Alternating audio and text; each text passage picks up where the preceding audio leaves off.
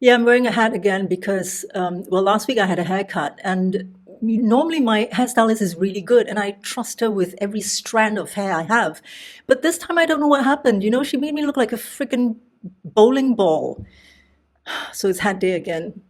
In my last video, I said that I would do one about polarization. Now, I don't know how many people are interested, so I'll make this a quick one. Many people talk about polarization, but they're talking in the context of the old world system, where polarization is about your political inclinations, about religion or race or, socio-economic class.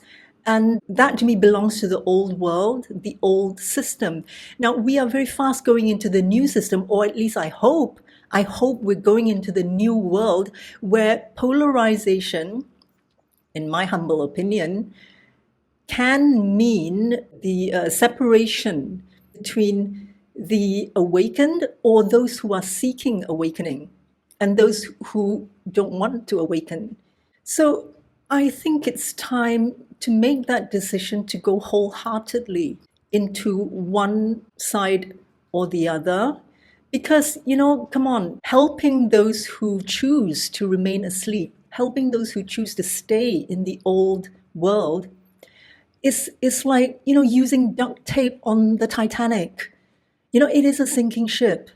So it's time for us to move. It's time for us to move to a new world where we fit in better. Now, I'm not being mean or anything like that, but I do realize that when people don't want to move, there's nothing you can do.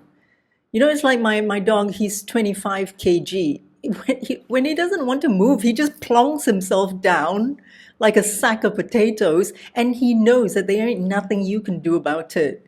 So when people don't want to wake up, there's actually nothing you can do about it. Best to save yourself. Today I want to talk about polarization that are in two parts.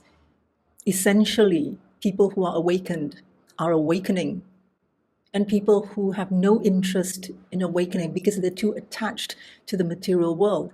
The old world system is crumbling. I mean, you can see it happening before your eyes. I'm not talking about, fear-mongering news that promote fear-mongering, fake news, sensationalism that just want more views. I'm talking about the state of the world that has been crumbling for the last 100 years. I have beef with two things, okay? The first one is ultra-processed food, which is dumbing everyone down. And we used to be really healthy, when we were still a developing country, we used to be really healthy. We ate natural foods, but now more and more people are eating convenient ultra-processed food because they're too busy. They're too busy working. People have to work so much harder than they used to because salaries are stagnant and inflation is going up. And, all these large corporations are spreading their lies and misinformation about these grossly unhealthy ultra-processed foods and deliberately keeping people unhealthy, deliberately breaking down their health and their spirits. It is really the root of most evil. And that's what large corporations want to do to us. They want to keep us asleep.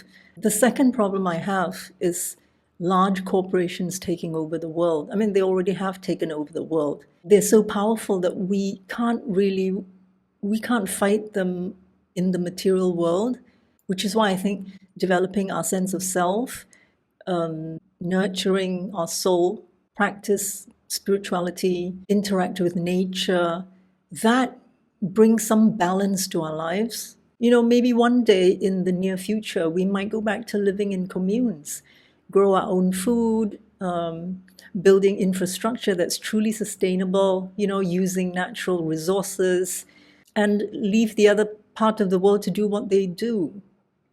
I can feel my energy depleting.